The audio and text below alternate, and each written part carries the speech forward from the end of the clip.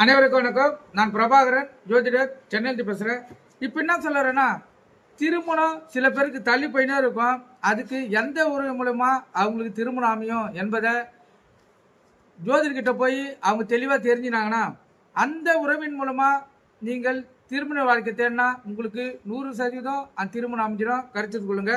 இப்போ மாமன் வழி உறவில் திருமணம் அமையறதை பற்றி சொல்கிறேன். கருத்தில் கொண்டு பயன்படுங்க.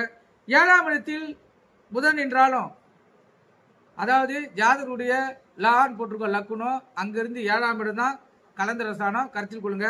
7ஆம் இடத்தில் புதன் என்றாலும், 7ஆம் இட அதிபதியுடன் புதன் சேர்ந்து இருந்தாலும், 7ஆம் அதி புதன் நட்சத்திரங்களில் நின்றாலும் மாமன் வழி உறவில் அவங்களுக்கு திருமணம் நடைபெறும். கருத்தில் கொள்ளுங்க. அதே போல 7ஆம் அதிபதி 5ஆம் இடத்தில் இருந்தாலும், 5ஆம் அதிபதி 7ஆம் இடத்தில் இருந்தாலும் அந்த ஜாதகருக்கு மாமன் வழி உறவில் அவங்களுக்கு திருமணம் நடைபெறும்.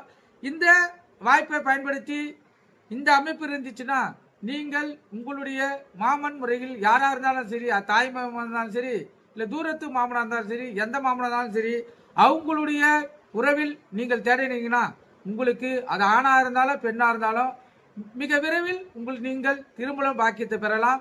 கருத்து கொண்டு பயன்பெறுங்க. நன்றி, வணக்கம்.